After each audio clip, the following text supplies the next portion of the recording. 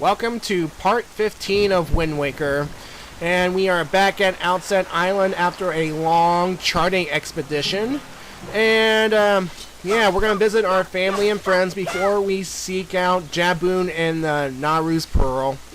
And I'm wondering how Grandma's doing since Link left in the beginning of the game. I mean, I'm sure she'll be okay. I mean, she's an independent woman, and oh no, sad music. That's not good. Oh man. Oh. Yeah, folks, what happened is that Grandma was so worried over Link and A-Roll that she got herself sick. Oh man. If there was only something that we could do, if there was only a way we can heal her. Actually, there is a way we can heal her. Take out one of the fairies that we have and use it. And yeah, I mean, fairies heal Link all the time, so why wouldn't they heal Link's grandma? So, yeah.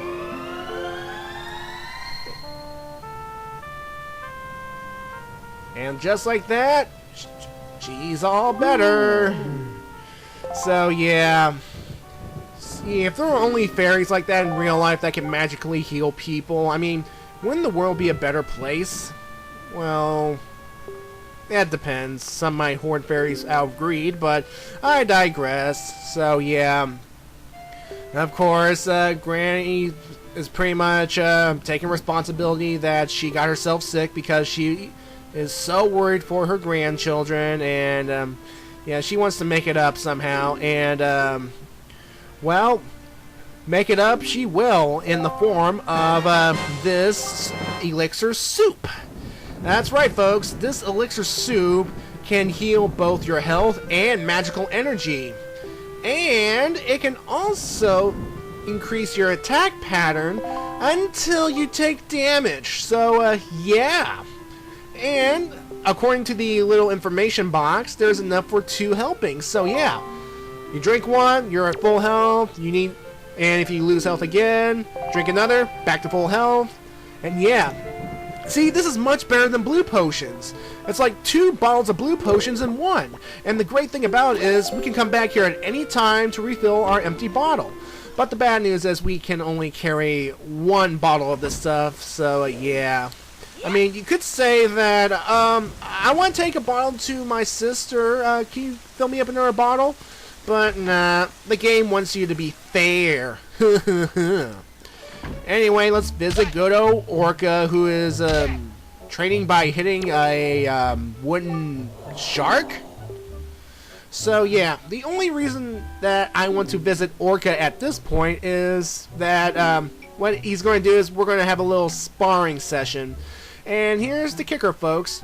When we spar Orca, we have to hit him at least 500 times. When we do, we will get another heart piece. So yeah, we're going to be here a while, folks. Basically, the strategy with this is that you are only allowed to have 3 hits on you. And if Orca hits you 3 times, that's it. Game over. Now, thankfully, there is a counter on the lower left screen showing how many hits you've taken on Orca. Now, the best strategy is that you can get at least 4-hit combos most of the time, and then afterwards, just raise your shield because the shield can block Orca's attacks, so that's good. And you can also move a certain distance away from Orca to prevent him from striking you. Now, here's the thing. If he manages to block one of your attacks, that means he is about to counterattack. And at that point, that means raise your shield immediately and, well, prepare for the blow. So, yeah.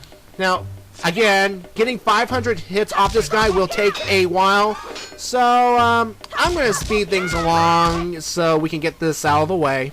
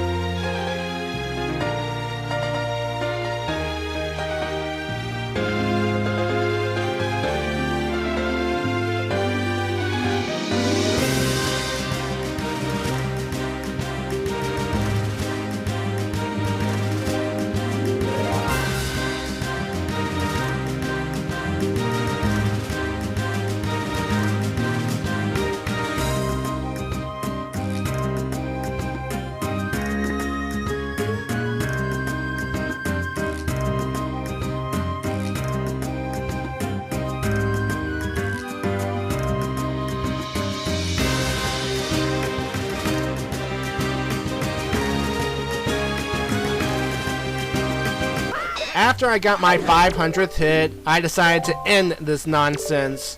And, jeez. Folks, it took me over 10 minutes to get the 500 hits, and yeah, all for a heart piece. Now, is it worth it? Well, it's up to you.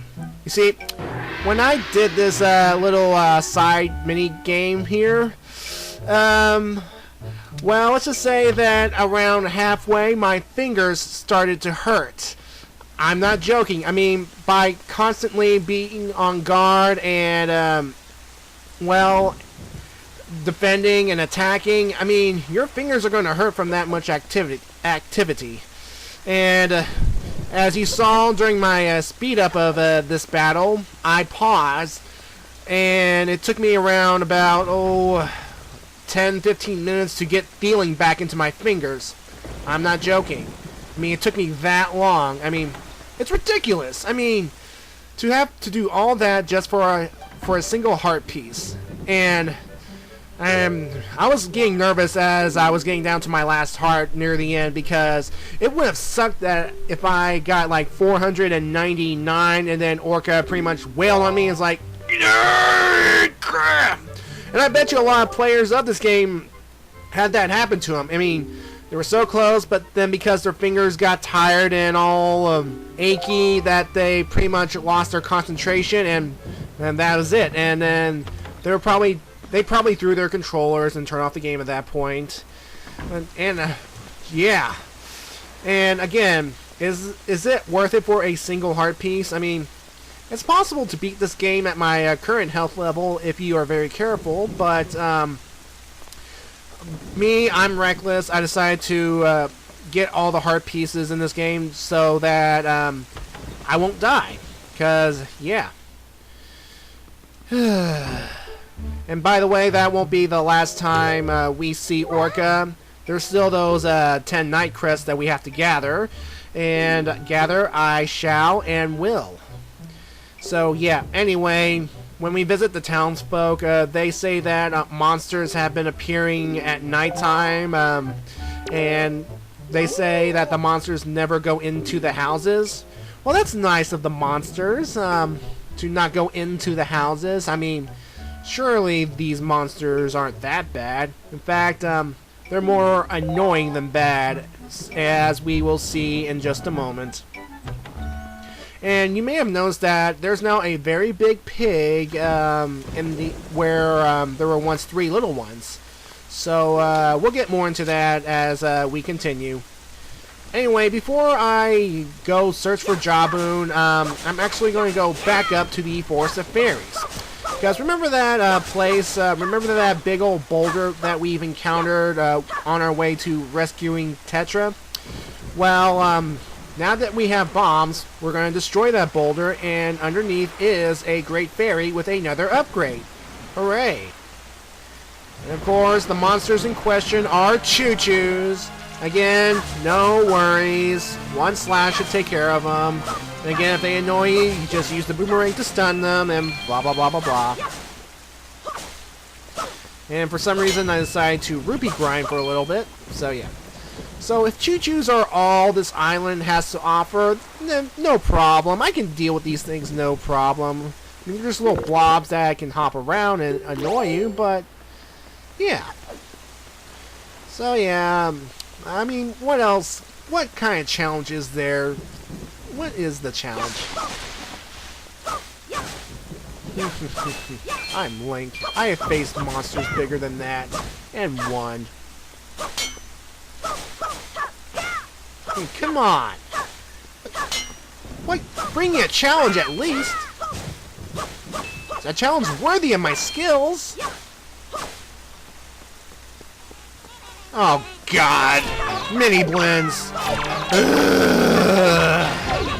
Oh god, they have mini blends here too! And they're just as annoying! Stupid little mini devils with pitchforks! You just... go away! Go away! There. Alright. Now, if you remember, the big bird destroyed the bridge when he kidnapped Errol, and as of this point, the bridge is still broken.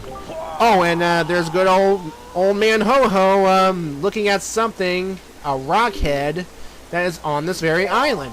And that rock head will be very important later on. Anyway, again, the bridge is destroyed, and we still have to cross over to get to the Forest of Fairies. How are we going to do that? Well, let's see. We have control over wind, and we have this big old leaf that can let us glide to where the wind takes us. And there's this big old tall rock that just happens to be in a exact angle that we need to. It's pretty much facing that direction that we need to get to. So, yeah, put 2 and 2 together. We're going to change the wind in the direction of the forest entry.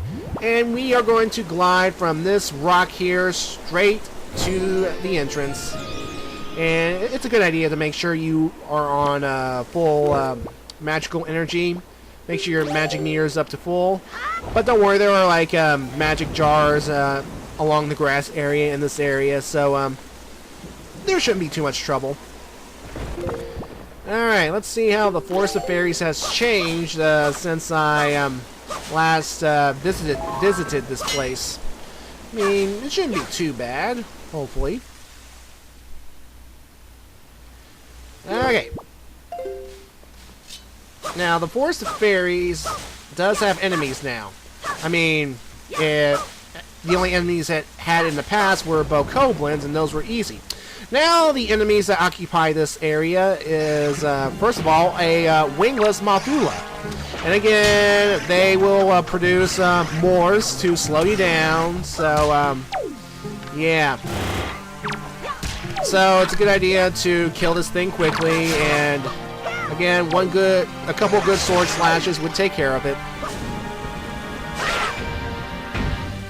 And yeah, unfortunately, they do not produce those golden feathers that we seek. So, yeah. Anyway, first let's get that stupid spiked one-eyed ball thingy off me because... There we go. Alright, and here we are. There's the boulder. Now, according to legend, this Great Fairy made... the past Link rich? Well, that's a bit of an inconsistency because all the Great Fairies in Ocarina of Time pretty much gave Link magic spells and increased magic abilities and a sword technique. They never increased his wallet at any point. Or perhaps there was another Link sometime between Ocarina and Wind Waker and we pretty much haven't heard his legend yet. So, yeah. Anyway, here we are at this Great Fairy Fountain. And this one will actually increase your wallet capacity. Yep. So, basically, we are going to go from 1,000 rupees to the ability to carry 5,000 rupees. What? Yeah, 5,000 rupees. And, yeah, I believe that's the most any Link can carry in any Zelda game, I believe. I could be lying, but I don't think any other Link in the other games can carry that amount. So, yeah. And, of course, depending on which order you visit the Great Fairy of wallet upgrades or bomb bags, you get... The first one will give you the... first upgrade, the second will give you the second, and so on and so forth. So yeah. Anyway, here we have some pair of moblins, and of course you can fetch their skull necklaces and kill them. And be careful, there are Morphs in the territory to pretty much slow you down.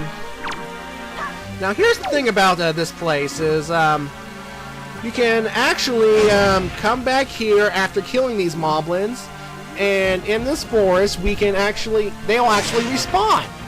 Yeah, respawn, and they'll come back. So pretty much right here on Outset Island is an infinite supply of skull necklaces, depending on how you want to proceed. I mean, if you want to go ahead and get the 20, it'll take your time. It'll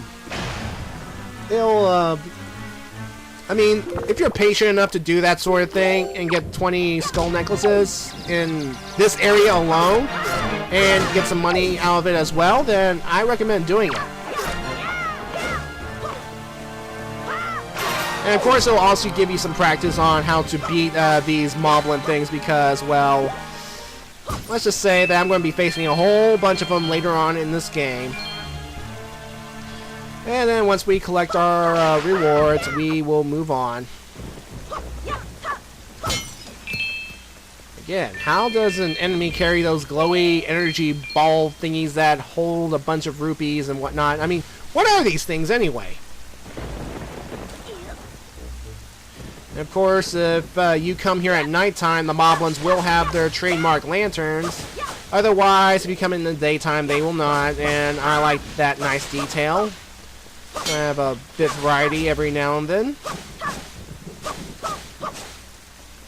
And here's the thing. If you get a lot of those spoils from the enemies, you know, if you get an excess of joy pendants and skull necklaces, beyond the required amount you need for this game, you can actually take them over to Beetle's shop to sell them for some cash. And I believe skull necklaces are worth 5 rupees each. So if you need to make a quick buck, you can come here back to the Forest of Fairies over and over and over and over again and get a bunch of skull necklaces.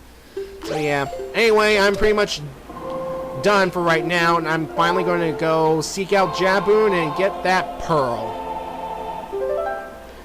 And if Jabun is like any of the other old creatures that we've encountered, chances are he will speak ancient Hylian as well.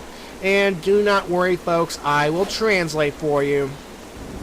Of course, this is me determining how I am going to get back down without, losing health.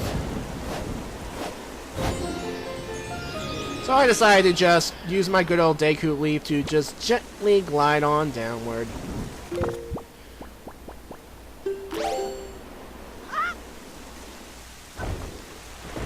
Whee! I'm flying.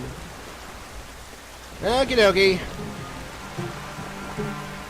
Now, like Jabun's hiding place, as it were, is on the other side of this island, and it's gonna be a bit before we can actually meet him.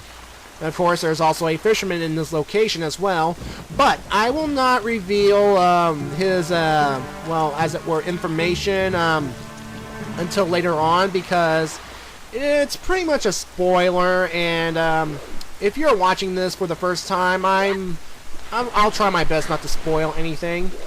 And again, I overshoot hopping onto the boat. Yeah, you know, sometimes you can jump on and you can land squarely on the boat. See, like, almost every time in this game that I've tried to jump in the boat, I overshoot it. And this overshooting the thing can be costly. Oh, and if you notice in the upper left area on that cliff side behind Grandma's house, there's that giant head that old man Ho-Ho's been looking at. And again, that's going to be important later on. So yeah, we're just cruising on behind. Of course, you can change the wind in the direction you want to go to get there a little faster, but we might overshoot what's coming up. Cruising, we're cruising, row your boat gently down the stream, merrily, merrily, merrily, merrily, and there we are. Here's our destination, another swirling whirlpool of death. And right in front and right behind this whirlpool is the slab that we need to destroy with the bombs. So yay. So go ahead and start shooting the slab, and when you see the red hits, that means it's taking damage, obviously. And keep hitting until all the sections have been destroyed and we can enter in the cave. Now you may have noticed that Beetle's shop was actually swimming on next to the swirling whirlpool of death, yet he was not dragged in.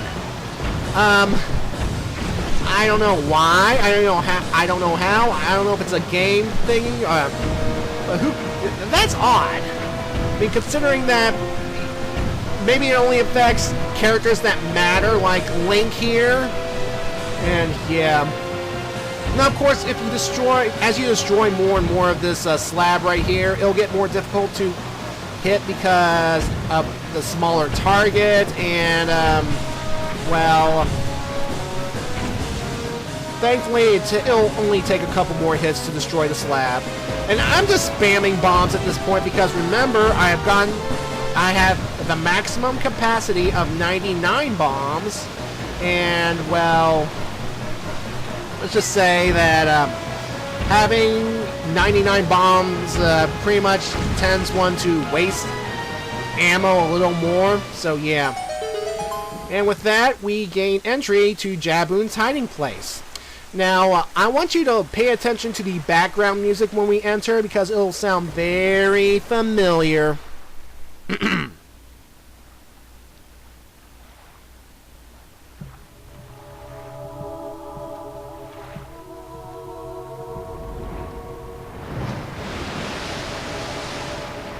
Well met, Hyrule King. What?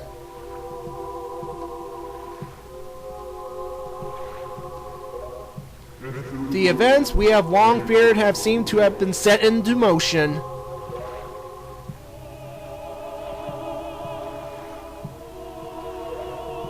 If you have sought me out, it must mean that you have found the hero of time, does it not? Then for what purpose have you come to see me?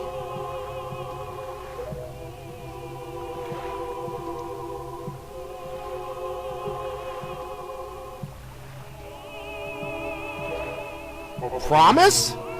You suggest that I leave the fate of Hyrule up to mere chance? I see. Then I suppose it is up to the gods to deem whether his courage is true. I'll give you the guidepost to the gods. Yeah, folks, this dialogue is a little spoilery, so sorry about that. And with that, we get Naru's Pearl. Yeah, that's right. No dungeon. No having to solve someone's problems. And yeah. And of course, it's the same music as Jabu Jabu from that dungeon in Ocarina. This jewel should break the curse that Ganon has cast upon the land.